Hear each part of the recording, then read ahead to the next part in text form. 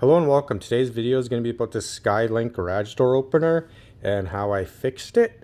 My old garage door opener probably lasted a good 20 years because I had an AC motor, but all these new little Kleenex box garage door openers last probably about 6 months to a year if you're lucky.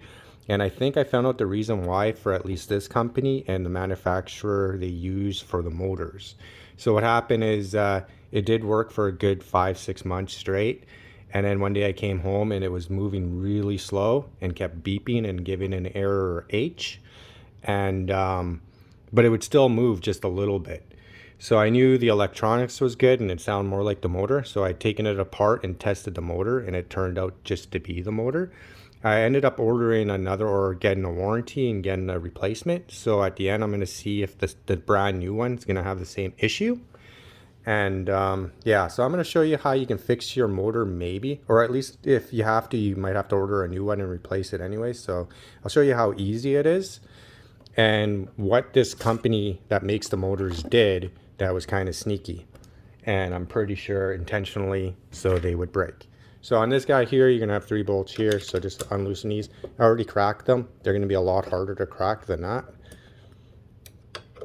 So I'll just fast forward this part.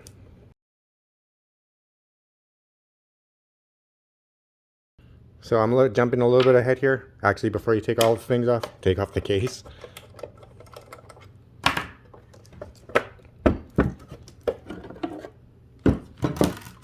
Okay. It actually might be better to leave the case on because you might damage the electronics on the other side because these are really tight. After you're done, you might want to put some Loctite on them, some blue. Some light, but this one worked fine. After I fixed it, it worked like brand new again, but I'm sure the same problem is going to happen again. So, but seeing I got the new one, I'm going to install that one instead.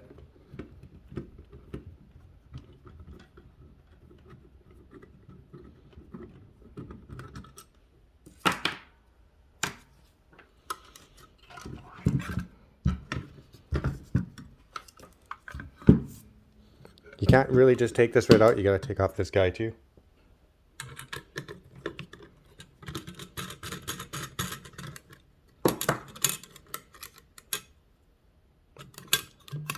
This little screw I'll just put back on so I don't lose it. You can unhook this too if you want. Okay, so once the motor's out, hopefully yours will have the same kind of connections here. And I found like on AliExpress and stuff, and I was looking at other garage door replacement motors, and it seems a lot of companies use it, even name brands use this style of motor. So you never know, you might luck out and you might have the same problem as this one did. So I'm just gonna move this guy out of the way for now.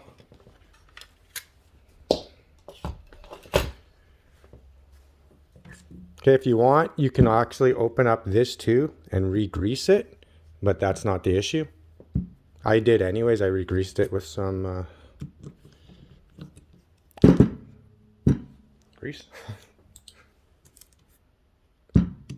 These might be a little tight too, so you might want to use a socket, which I might actually have to.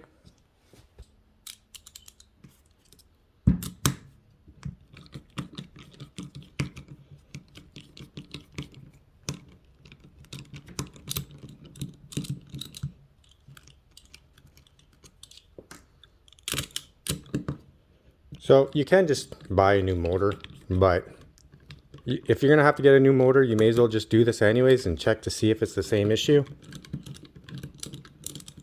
It's already broken anyway, so you have nothing to lose if it's out of warranty.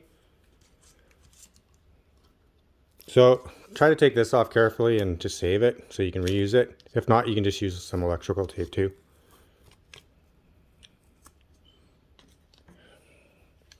Okay, these here, because I already took them out, they come out a little bit easier. You might have to use a pick or something to get these out, or just kind of tap it till they fall out. Like this one here is stuck pretty good.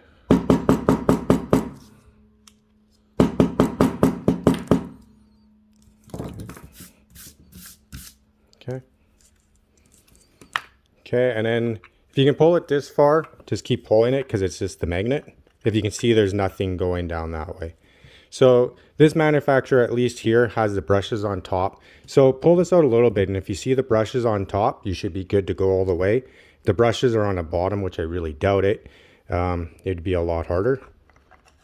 So just yank this guy out. So here was the issue with this one, and it's already starting to happen again. So what happens here is the carbon from the brushes actually come off so much that this was pure black. All this copper here was all black, and it's conductive. So it was actually shorting out the motor, and that's why it was moving so slow, because only half of it was working. And also it was setting off the sensor saying the motor was going too slow or whatever. So just clean up this copper with sandpaper. I can try a toothbrush. That was my other idea, just to see if it's going to work.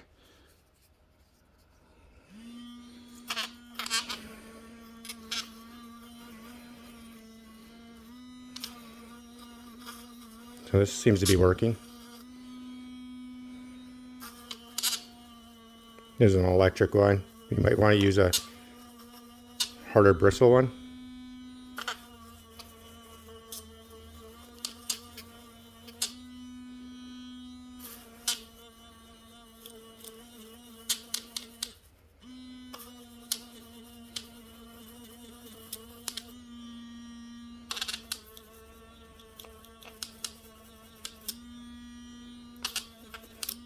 So that seemed to work. You can also just try finding an older toothbrush and doing the same thing. What I originally done was I used sandpaper and I just folded it and I went back and forth gently. You don't want to remove too much of the copper here. But just to get off, like yours is going to be a lot worse than this because I've already done it. It'll be really dark black. Now here's the intentional part where I have a feeling they're all going to fail. How they came was like a cone. So once it gets to this part, it should be fine. You might be able to see some of the... I'll try to zoom in after. But it's really sketchy the way they made it. I've never seen them use a brush like that, and it was a lot more aggressive, like a lot more pointy. There's about 5 points, and you can almost see the tracks on here.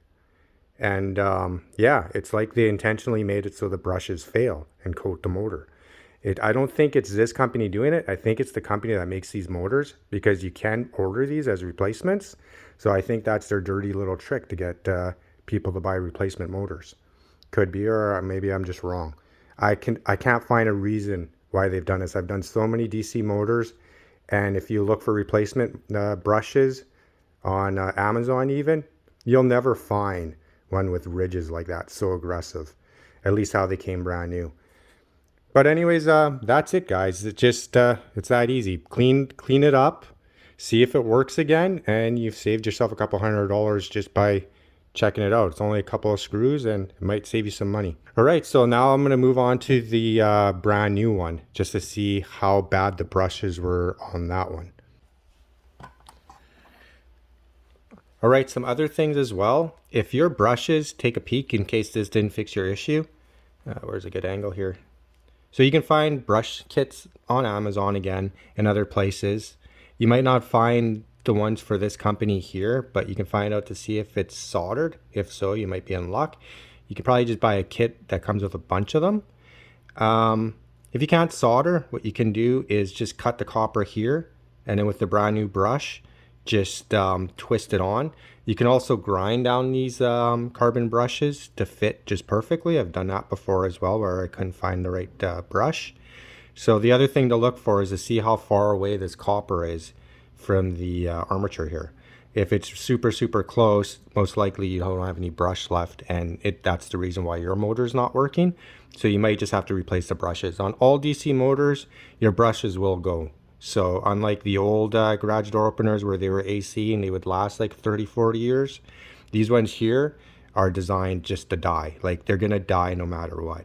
So if it's has brushes on it. I don't know if I said brushless a couple of times, I didn't mean to. But anyways, if they're brushed, they will eventually have to be replaced. Grease, bearing grease or whatever, I added some here because it seemed this company didn't put any down in there. So you don't want to put too much, just enough for it to spin and help with the friction a little bit. Same in here. If you already have the motor out, you may as well take off these screws here. Look inside. You never know. Maybe QC was bad that day and they didn't add any grease, motor grease in here at all for the bearings and whatever. So you might want to add some more. I did for kicks anyways, and because there's hardly any in it. And I'm just going to show how to reassemble this now. I wasn't going to, but I guess I should just in case, and it won't take that long. So if you don't care about this, just skip the video. So don't be so aggressive putting this back in like this. I'm working over top of a camera. You don't want to break your magnets. So just line it up.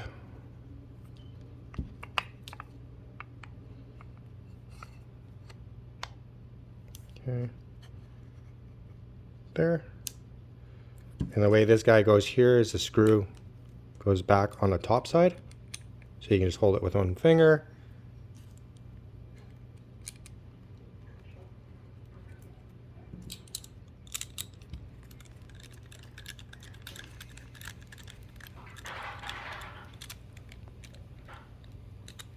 Go tight and then just turn it just a little bit more. Same with this side. Screw hole goes on the top.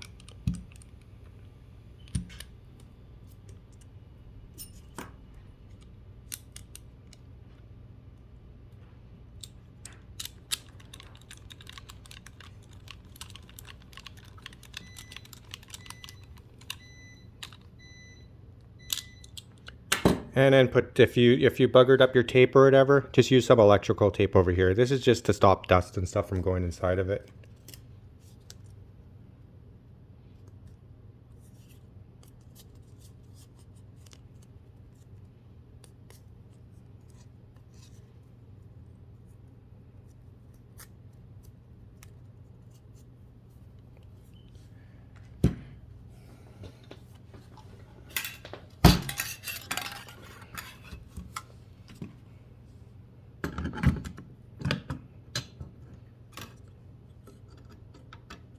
So if you don't have wires on yours, you might actually have to cut the wires if your company actually soldered them on. So just take pictures and stuff, take note of the wire colors and just match them back up.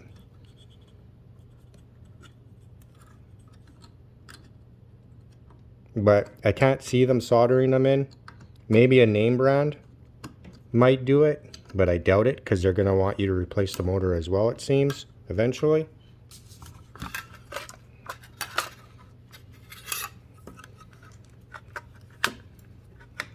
So you can also try doing this while your garage door is up in the air.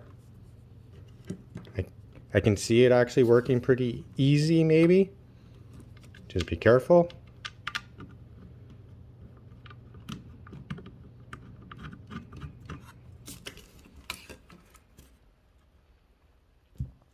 And yeah, the pulley and stuff should all stay in place. So you should be able to drop the motor.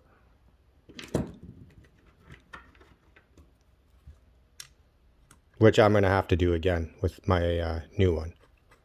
So I kind of probably should have just kept this one, but the company wants me to return this one. So I thought I would take advantage of it and make a video on how I actually did fix it.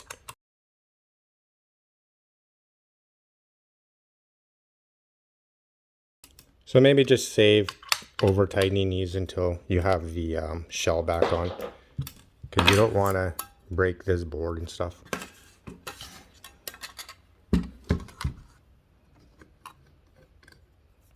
And what I had done to test the motor was I unplugged this guy here and I popped these pins out and I just added it to a 12 volt lithium battery, and that's the way I tested the motor on my bench here. So.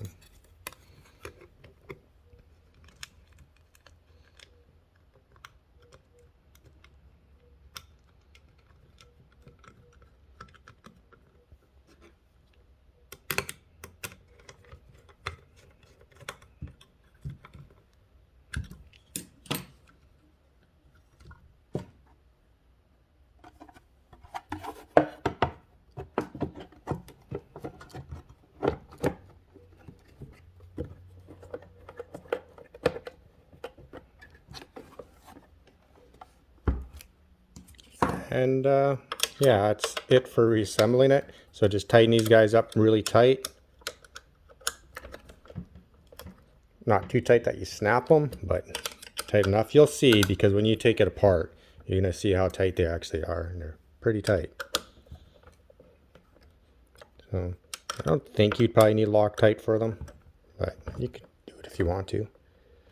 Just remember, you're going to have to do it again, because it's going to be a ritual thing. If you ran into the same problem as me, I'm sure it's going to have to be redone until those brushes flatten out. Or the smart thing to do too, I guess, if I had more time, was take the brushes out and sand them down flat. And then you probably save yourself. It'll probably last for a couple of years. Right, on to the next part of the video. Okay, we'll see how bad this brand new one is for the motor.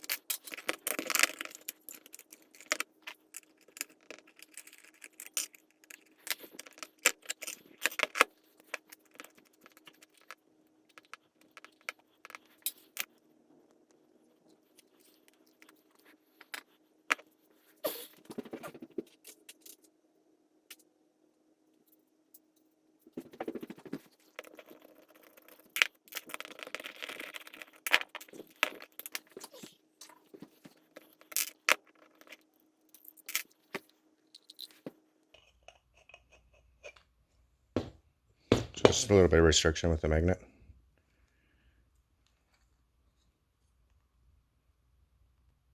So if you can see, there's the brushes on here. Going this way. I'm not sure if you can see that, but they did the same style on this brush. So the same thing's going to happen on this one, for sure.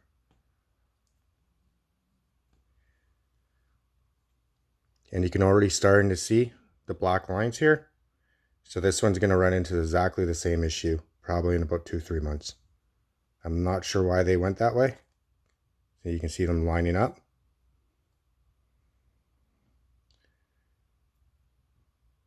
On focus.